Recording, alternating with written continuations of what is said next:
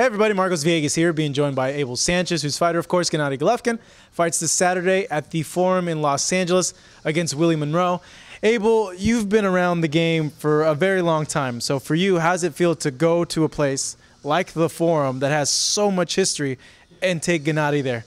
You know, I was a witness to a lot of great fights there. Such a historical place for boxing, such a great sound for boxing.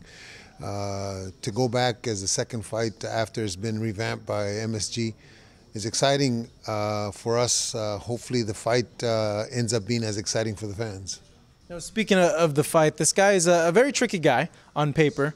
If fans have seen him fight, he's a southpaw, Cuban school of boxing.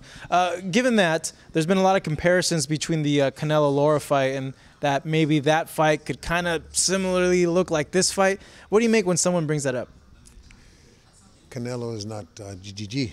So it doesn't matter what the schooling is. The fact of the matter is that he's got to go 12 rounds with Gennady, and maybe the first 3 or 4 will be a little tricky, a little difficult because of his speed and because of his movement.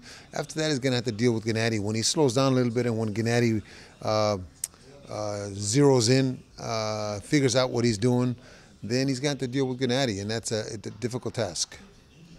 I'm really curious to see how he goes in with this style, Gennady, because we haven't seen him fight a guy like that. Are you really curious as well to see what he really got and how he can adjust to a style like this? Well, actually, it's not so much me, it's him. It's Gennady that chose Willie because of the style and because of what he presents in the ring. It's Gennady that wanted the toughest fight out there that was available for him. It's Gennady that chose the southpaw. So he's the one that's really interested in finding out and proving to his fans that he can fight any style and deal with any adversity in the ring.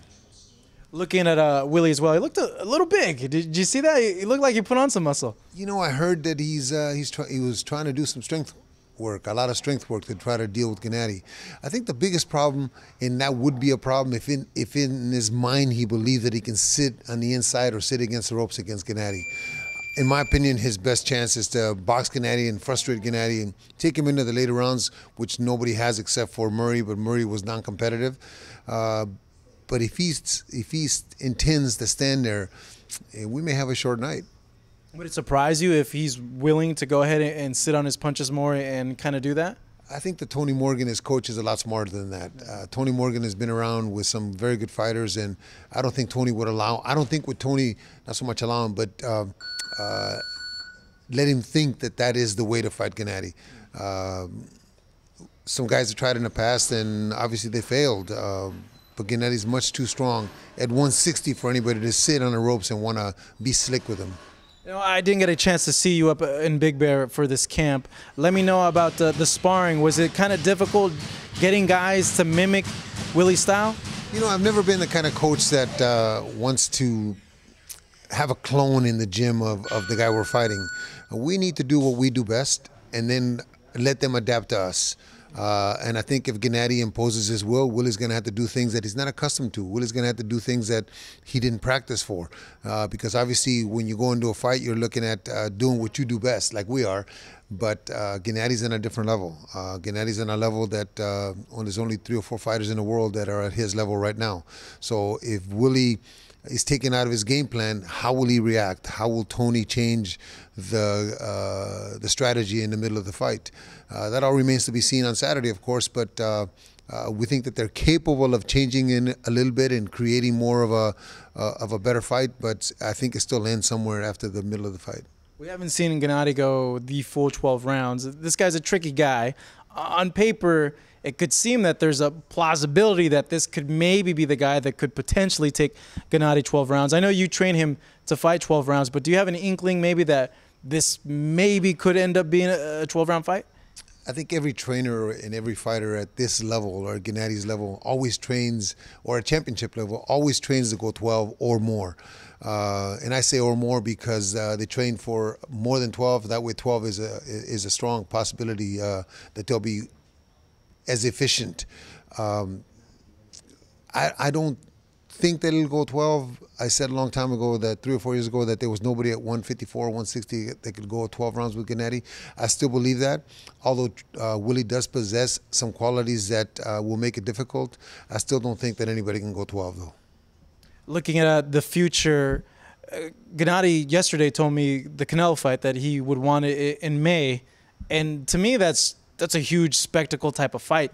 After this fight, do you feel that the Cotto fight will happen, or you think that maybe then the new goal would probably be Canelo next year? The Cotto fight for us or for Canelo? For us, I don't think Cotto's ever going to fight us. Cotto would rather, I think the smart money is that Cotto gives up the belt if he has to fight us. There is some talk from Tom that they're trying to negotiate something about allowing Cotto to defend against Canelo and then something down the road. I think that we have to listen to what Oscar was saying in the interview after the fight. Somewhere in the future, Canelo and vsGGG will get together, but it's in the future.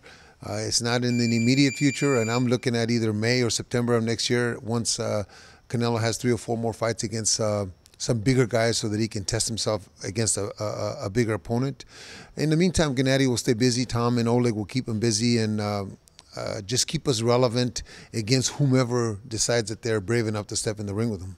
Looking at Gennady, he's not a young cat, but certainly he doesn't take a lot of damage in his fights. You seeing him, given his age, he still has, what, a good 4 years, 5 years, right? Or is timing kind of a worry with that Canelo fight, being that Canelo's so young? I don't think so. He's been a pro since 2006, so we're only talking about 10, 11 years. I don't think that his body has the wear and tear that some of the other guys that have been around for 10 years, not only because of his knockout power, but because I think that we've learned how to train in the gym because he was a little older when I first got him. I don't work him like I do the younger guys. So most of the damage and most of the wear and tear comes from the gym, not necessarily from the fights. And from the fights, he's had no problems. And if I slow it down in the gym, I think we still have 5 or 6 good years. And the one thing that doesn't never go in a fighter is the power. It's just that we're going to have to learn how to deal with obviously slowing down because of Father Time. But that's the beauty of this sport. It's the young guys coming up against the older guys that have all that experience. And hopefully Gennady will be relevant when Canelo's had his fights that he needs to have for experience, and Oscar and Tom come together and make a fight. Saturday night, what do you feel happens? I think we have a difficult 3 rounds maybe. Gennady zeroes in around the 3rd round and decides to put the pressure on Willie.